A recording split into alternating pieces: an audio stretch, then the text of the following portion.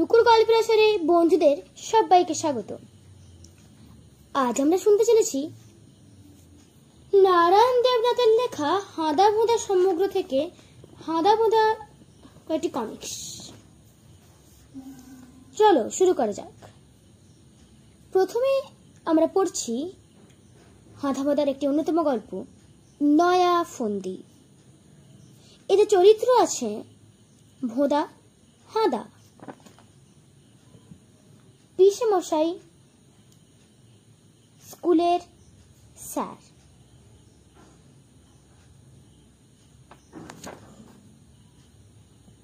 এসো শুরু করা যাক আজকের গল্প। হাঁদা, তুই হোমওয়ার্ক করিস নি? আজ স্কুলে স্যারের কাছে রাং ঠাঙানি খাবি, বলল ভোঁদা। হাঁদা, সে কায়দা আমার জানা আছে। নিজের উপর একটা দুর্ঘটনা ঘটিয়ে আর স্কুলে যাওয়া বন্ধ রাখবো। এইভাবে হড়কে গিয়ে পড়বো সিঁড়ি দিয়ে, কোমরে একটু চোট লাগবে, ব্যাস স্কুলে যাওয়া বন্ধ। এমন সময় হাঁদা পড়ল। সিঁড়ির সিলিং বেয়ে নামতে নামতে হাঁদা পড়ে গেল পিসে মশাইয়ের ঘাড়ে। ওয়াও, ওফ পিসে মশাই, ওহ আমার কোমর ভেঙে দিয়েছিস একদম। হাঁদা, আমি স্কুল কামাই করেও আপনার সেবা করব, চলুন বিছানায়। আপনার যা দরকার আমি আনছি, আর কিছু চাই? পিসে মশাই বিছানায় শুয়ে আছেন তখন তিনি। হ্যাঁ, আলমারির উপর থেকে টাইপরাইটারটা আমাকে নামিয়ে দে, তারপর স্কুল চলে যা। হাঁদা টুলের উপর উঠে যখন সে টাইপরাইটার নামাচ্ছে, তখন সে ভাবছে এবার একটা দুর্ঘটনা হবে, আমি টুল শুদ্ধ পেছন দিকে পড়ে যাব। এমন সময় ভোঁদা একটা চেয়ার নিয়ে এসে হাঁদার ঠিক পেছনে ধরে বলল, এই যে পিসে মশাই, আপনার আরাম চেয়ার। উফ, তোর খুব বড় জোর, আমি ঠিক সময় এসে পড়েছি রে হাঁদা। পিসে মশাই বললেন, অকর্মা গাধা একটা। হাঁদা তখন রাস্তা দিয়ে যেতে যেতে ভাবল, স্কুল কামাইয়ের জন্য আমাকে অন্য লাইনে চিন্তা করতে হবে। এমন সময় তার চোখে পড়ল একটা মজার জিনিসের দোকান। আহ, এই দোকানে আমার প্ল্যান হাসিলের জিনিস পাওয়া যাবে।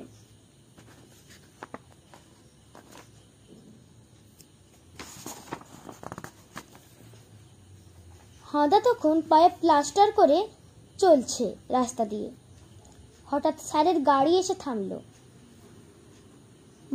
স্যার বললেন, আরে এই হাঁদা, এইরকম পা নিয়ে স্কুলে যেতে হবে না, গাড়িতে উঠে আয়, আমি তোকে বাড়ি পৌঁছে দিয়ে আসি। আপনার অনুগ্রহ স্যার, হাঁদা বলল। স্যার তখন গাড়িতে নিয়ে আসছেন হাঁদাকে, আর হাঁদার পাটা সিটের তলায় আটকে গেছে। স্যার বললেন, তোর বাড়িতে এসে গেছি রে হাঁদা।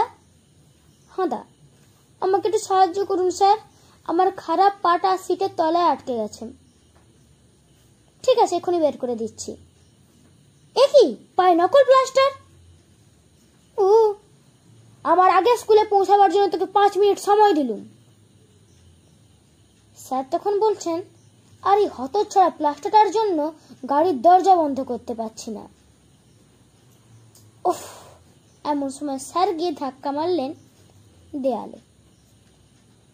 স্কুলে শিক্ষক আসতে পারেননি, আজ ক্লাস ছুটি।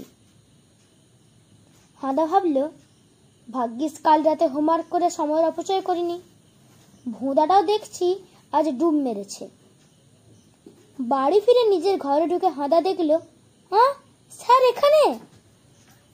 স্যার তার বিছানায় শুয়ে আছেন এবং বললেন, তোর কালকের হোমওয়ার্ক এবার আমি দেখব। এবার আমরা শুনব হাঁদা ভোঁদার দ্বিতীয় গল্প, বৃক্ষচ্ছেদন। ভোঁদা, হাঁদা, তাদের একজন বন্ধু পিসে মশাই, ভৃত্য, এই চরিত্রগুলি হলো এরাই। চলো শুরু করা যাক আমাদের গল্প। ভোঁদা, পিকনিকের সব জোগাড় হয়েছে হাঁদা? কিন্তু রান্নার কাঠ কোথাও পাওয়া যাচ্ছে না, কি করা যায় বলতো? অত ভাববার কি আছে ভোঁদা, পিছের কুড়ুল নিয়ে চল জঙ্গল থেকে কেটে নিয়ে আসি, বলল হাঁদা। হাঁদা বলল, একটা বেশ ভালো থেকে গাছ কাটতে হবে রে ভোঁদা, আর সেই সঙ্গে গাছ কাটাও যে একটা আর্ট তা তোদের দেখিয়ে দেব। ভোঁদা কাঁধে কুড়ুল নিয়ে চলছিল, হাঁদা তার পাশে তা বলতে বলতে হাঁটছিল, এবং তাদের পাশেই ছিল তাদের বন্ধু। তার তিনজনে মিলে গাছ কাটতে চলছিল। একটা গাছের কাছে তারা এসে বলল, হাঁদা বলল, এটা বেশ ভালো গাছ, এটাকেই কাটবো। ভোঁদা, বাগানের গাছ কাটছিস হাঁদা, জানতে পারলে পিছে পিটিয়ে তক্তা করে ছেড়ে দেবে।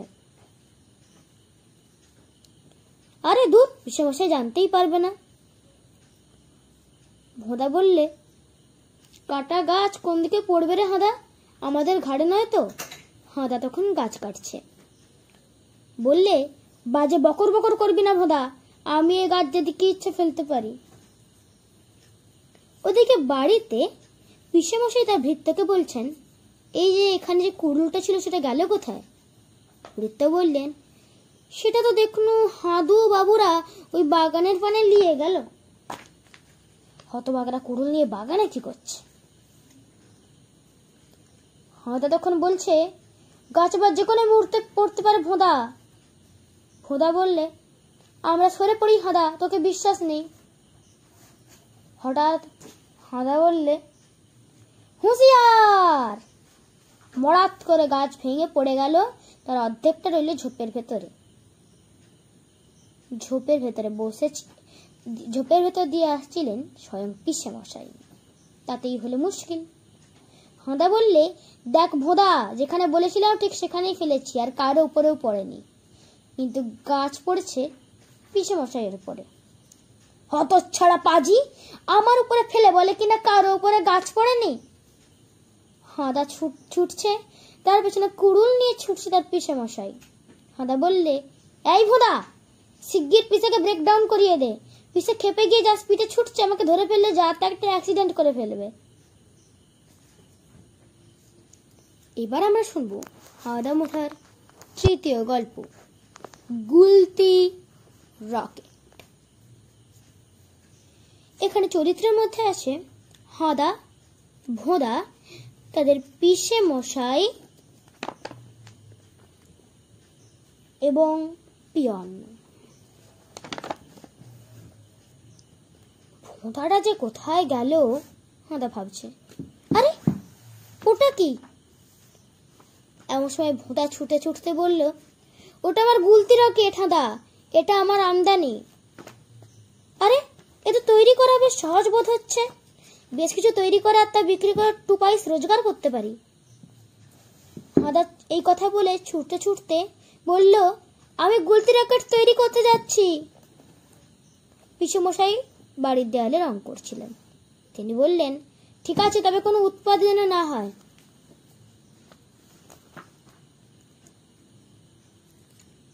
কিছুক্ষণ পরে হাঁদা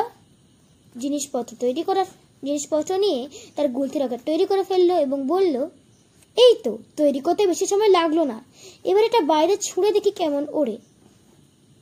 বাইরে বাগানের দিকে এটা ছুঁড়ে দিই। তখনই হলো মুশকিল। পিসেমশাই প্রায় কাজ সেরে ফেলে এনেছিল। তিনি মনে মনে ভাবছেন, প্রায় সেরে ফেলেছি। এমন সময় পাঁচিলের উপর রাখা রঙের বালতিটাতে সেই গুলতি রকেট ধাক্কা মারল, এবং তার নিচেই ছিলেন পিসেমশাই, রং করছিলেন নিচের দিকে দেয়ালে, এবং রং উল্টে পড়ল তার মাথায়। হতচ্ছাড়া উজবুক কোথাকার! হাঁদা তখন দৌড়াতে দৌড়াতে ভাবছে, পিসেমশাই বোধহয় সাফ হয়ে গেছেন, সুতরাং এখন আবার বাইরে এটা নিয়ে ওড়ানো যেতে পারে। বাইরে একটা জায়গায় সেটা ওড়ালো, মরেছে। এখন যে আবার গোত্তা মারছে। পিয়ন এমন সময় সাইকেল নিয়ে রাস্তা দিয়ে চলছিলেন। মারবে তো বার, সেই গুলতি রকেটটা তার মাথায় গিয়ে মারল। পিয়ন ওফ বলে তার সাইকেলের গতি কমিয়ে আনলো। এবং তার টুপিটা তার নাকের উপরে পড়ে গেল। ফলে সে কোনো দিকে কিছু দেখতে পাচ্ছিল না এবং ধাক্কা মারল তার পিসেমশাইকে। সেই সময় ঘটনাটা হলো ঠিক এই রকম। পিয়নের মাথায় তখন টুপি পড়ে গেছে। সে বলছে, ওরে বাবা, আমি দেখতে পাচ্ছি না কোন দিকে যাচ্ছি। এমন সময় পিসেমশাই বসেছিলেন। তার পিছে গিয়ে সেই পিয়ন ধাক্কা মারল আর যাচ্ছে তো একটা অ্যাক্সিডেন্ট হয়ে গেল। এমন সময় হাঁদা সেখানে হাজির হয়েছিল। হাঁদা বলল, তোর চেয়ে আমার রকেট দারুণ ভালো হয়েছে ভোঁদা, ওটা এখানেই কোথাও পড়েছে। অর্থাৎ পিসেমশাই ও পিয়নকে দেখে হাঁদা একেবারেই হতবাক। পিয়ন তখন হাঁদাকে দেখে বলল, এই তাহলে এই সব দুর্ঘটনার জন্যই দায়ী। পিসেমশাই, হতভাগা মরকট, এই নে তোর রকেট। রকেট গিয়ে সোজা গোঁত্তা মারল হাঁদার মাথায়। হাঁদা উল্টে পড়ে গেল। ভোঁদা তখন হাসছে, হা হা, তোর রকেটের সঙ্গে তুইও ভালো উঠছিস রে হাঁদা।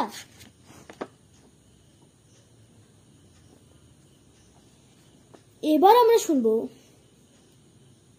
শেষ গল্প,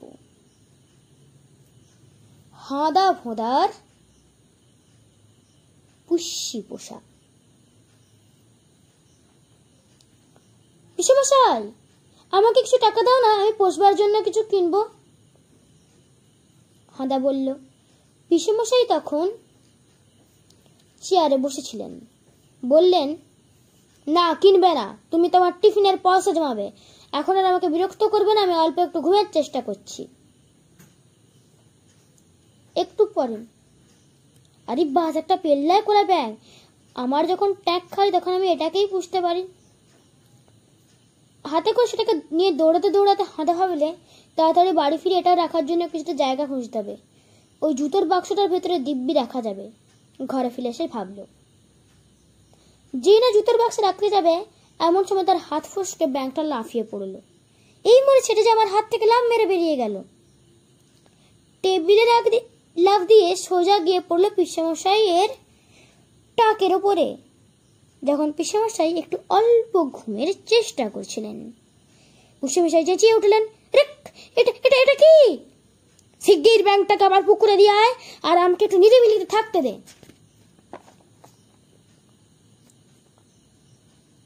এমন সময় যেতে যেতে ভোঁদাকে দেখতে পেল। ভোঁদা বলল, এই যে হাঁদা, মামাকে পোষাই দুটো রাখতে দিচ্ছে না, তুই এটা নিবি নাকি? হাঁদা বলল, এই ব্যাঙটা তাহলে তুই নে। ঘরে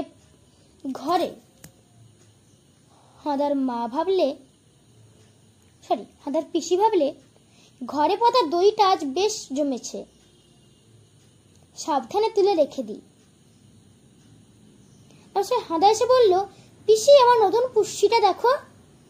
পিসি ঠিক পিসেমশাইয়ের পাশ দিয়ে হাঁটছিলেন। ইঁদুর দেখে বললেন, মাগো, ইঁদুর আই। এমন সময় তার হাত ভর্তি বাটিতে থাকা দই উল্টে গিয়ে পড়ল পিসেমশাইয়ের মাথায়। হাঁদা সঙ্গে সঙ্গে দৌড়ে গিয়ে উঠে পড়ল একটা গাছে, তাদেরই ঘরের সামনে। হতচ্ছাড়া মরকট, পিসেমশাই তখন নিচে চেঁচিয়ে বলছেন, শিগগির নেমে আয়। হাঁদা তখন গাছের উপরে উঠে বলছে, কিন্তু পিসেমশাই, শুধু একটা পুষ্যি পুষতে চেয়েছি।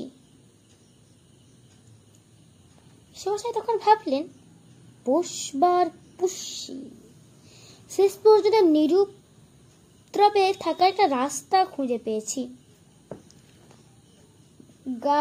গাড়িতে হাঁদাকে বসিয়ে নিয়ে যেতে যেতে পিসেমশাই বললেন, হাঁদা, আমি তোকে পুষ্যি কিনে দিতে নিয়ে যাচ্ছি, কিন্তু এই পুষ্যির প্রচুর ব্যায়ামের দরকার। ওকে কিন্তু তোকে দোকান থেকে বাড়ি অবধি হাঁটিয়ে নিয়ে যেতে হবে। নিশ্চয়ই, যা বলবেন, বললে হাঁদা। হাঁদা তখন বললে, বুঝতে পারছি না, তুমি এত দোকান থাকতে এখানে এলে কেন? এ তো বাড়ি থেকে 2 মাইল দূর। পিসেমশাই বললে, দেখতেই পাবি। তারপরে যা হলো সে তো খুবই হাস্যকর। পিসেমশাই হাঁদাকে একটা কিনে দিলেন কচ্ছপ, যাতি আস্তে আস্তে চলে। অর্থাৎ হাঁদাকে অনেক আস্তে আস্তে সেই 2 মাইল পথ পেরিয়ে ঘরে পৌঁছাতে হবে। ততক্ষণ পিসেমশাই নিশ্চিন্তেই থাকবে। ঘটনাটা হলো এইরকম। হাঁদা কচ্ছপটাকে দড়িতে বেঁধে নিয়ে আসতে আসতে বলল, তাড়াতাড়ি হাঁট না উজবুক, এই রেটে চললে বাড়ি পৌঁছাতে রাত যে কভার হয়ে যাবে বাপ, আবার ভোঁদার চোখে পড়লে ইজ্জত ঢলঢলে হয়ে যাবে। পিসেমশাই তখন বললেন, সন্ধে পর্যন্ত এখন নিশ্চিন্ত, বলেই গাড়ি চালিয়ে তার ঘর চলে গেলেন। আচ্ছা, আজকের মতো এখানেই ইতি। পরের দিন আবার তোমাদের সাথে দেখা হবে। তোমাদের জন্য নিয়ে আসবো পরের দিন একটা দারুণ